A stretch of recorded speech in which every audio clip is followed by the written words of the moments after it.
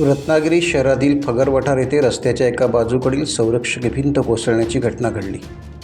त्यामुळे फगरवठारमधील नागरिकांना विनाकारण त्रास झेलावा लागणार आहे। बांधकाम व्यावसायिकाच्या चुकीमुळे घटना घडल्याचे म्हटले जाते। 15 दिवसांपूर्वी या ठिकाणी खोदाई सुरू करण्यात आली होती। या खोदाईनंतर वेळीच कामाची पूर्तता न झाल्याने रात्री पडलेल्या मुसळधार पावसात संरक्षक भिंत कोसळली। तसेच या ठिकाणी झाड कोसळून वीज प्रवाहही बंद झाला आहे।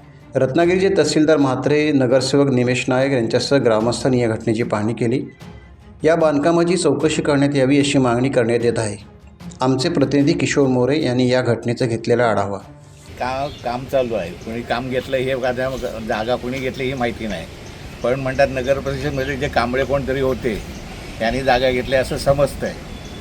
आणि ते आता पावसाळ्यापूर्वी 8 दिवस अगोदर कामाला सुरुवात केली। पाऊस जवळ येणार आहे माहिती असून सुद्धा त्यांनी कामाला सुरुवात केली आहे। आणि आता काल पाऊस पडला, अचानक वारा सुटला, झाड कोळमळलं, संपूर्ण दारा खाली कोसळलेली आहे। आणि इथून शाळेची मुलं जवळजवळ 100-1 मुलं, लहान मुलं रोज जाऊन येऊन असतात। मग त्या मुलांसाठी धोकाच आहे ना। रत्नागिरी शहरातल्या पहिल्याच पावसामध्ये मधल्या फगरवठामधले हे विधातक दृश्य आपण पाहतोय। या ठिकाणी अति चांगल्या प्रकारचा रस्ता होता आणि पॅरापेट वॉलसुद्धा बांधलेली होती, पण बिल्डरच्या शहाणपणामुळे हा संपूर्ण भाग खाली कोसळलेला आहे। सुदैवाने या ठिकाणी नेहमी शाळेची मुलं ह्या रोडनी नेहमी ये जा करत असतात, पण आज सकाळी 7च्या दरम्याने मुसळधार पावसामध्ये गेल्या काही 15-20 दिवसांनी सुरू केलेल्या बांधकाम व्यवसायाने बिल्डरने केलेल्या कामाला खोदाई अधिक प्रमाणात झाल्यामुळे पाण्याचा प्रवाह त्यामुळे त्या ठिकाणी खचला माती आणि त्यामुळे संपूर्ण रस्त्याची अर्धी बाजू संपूर्णपणे खाली कोसळलेली आहे। आणि एवढी सिमेंट कॉन्क्रीटची भिंत मजबूत ती सुद्धा त्याच्यापुढे टिकाव धरू शकली नाही। एवढा मातीचा ढिगारा आणि मातीचा दबाव आज ह्या ठिकाणी आपल्याला पाहायला मिळतोय।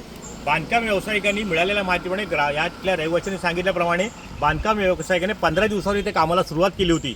वास्तविक पावसाळा तोंडावर आला असल्या कारणाने अशा गोष्टी करणं चुकीचं आहे। असं असताना सुद्धा बांधकाम व्यावसायिकांनी ह्या ठिकाणी आपलं काम सुरू केलं असं इथल्या रहिवाशाचं म्हणणं आहे।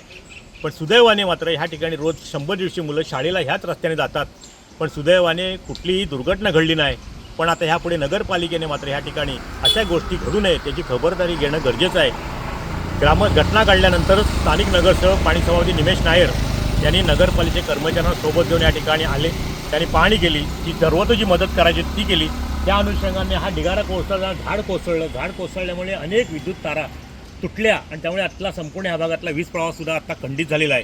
केवळ एका बांधकाम व्यावसायिकाच्या अतिशहाणपणामुळे रहिवाशांना किती मनस्ताप होतो ह्याचं ज्वलंत उदाहरण आपल्याला या ठिकाणी पाहायला मिळतंय।